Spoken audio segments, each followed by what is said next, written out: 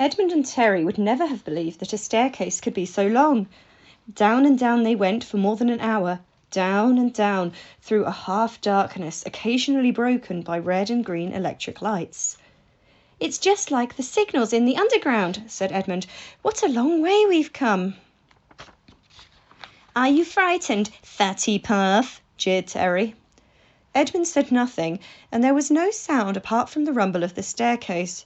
Drum-bum, drum-bum, drum-bum, echoing in a vast stillness.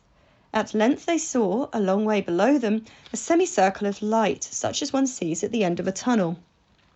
The semicircle grew larger, and light from outside shone on the walls of the tunnel. The lamps grew pale, and 5 minutes later the staircase deposited Edmund and Terry in a vast hall.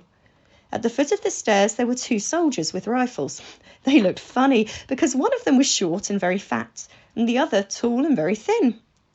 The thin one said, "2 surface dwellers, 2. The fat one answered, "1 fatty and 1 thinny, 2. Behind him, a very thin clerk made 2 marks on a green sheet of cardboard. A fat man dressed like a railway porter came up to Edmund. "What, no luggage?" he said, looking very astonished.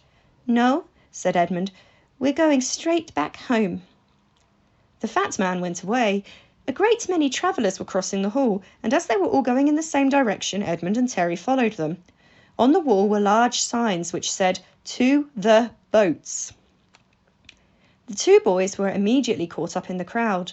They passed through a doorway, and as they did so, a fresh, cool breeze blew onto their faces. They found themselves out in the open air and overlooking the sea, but although the light was very bright, they could see at once that it was not sunshine. When they had had another look, they discovered that the whole countryside was lit up by huge luminous balloons floating in the sky. These balloons were filled with a very bright blue gas, such as one sometimes sees in tubes outside shops. They gave a soft and pleasant light. A little town of bungalows and houses were clustered on the slopes leading down to the sea, and directly in front of the 2 boys was a harbour with a lighthouse and a jetty. 2 gangways, made of brightly shining metal, connected 2 steamers with the quay. On one of the gangways there was a notice which read, "Fattyport Line." This gangway led to a big wooden paddle steamer which was very broad and round. The other steamer, on the contrary, was made of steel and was very thin and sharp. The notice on its gangway read, "Line to Thiniport." "Shall we go for a sail?" said Terry. "What will father say?" said Edmund. "We won't go far," said Terry. "It's quite a tiny little sea." Indeed, it was more like a lake than a sea. By the light of the balloons, one could see quite clearly an opposite shore on which there were tall houses. "But we haven't any money," said Edmund. "Yes, we have," said Terry. "I've got 2 shillings left out of my pocket money. Anyway, we didn't have to pay for the stairs." Edmund sighed and followed. He always ended up doing what his brother wanted. They walked side by side to the gangway which bore the notice, "Fattyport." One of the ship's officers, a fat, red-faced man with a very big smile, pushed Edmund gently on board, saying, "Hello, a little surface dweller. It's been a long time since we saw one of you." But when Terry tried to follow, the officer said, "Oh no, you must go on the other boat."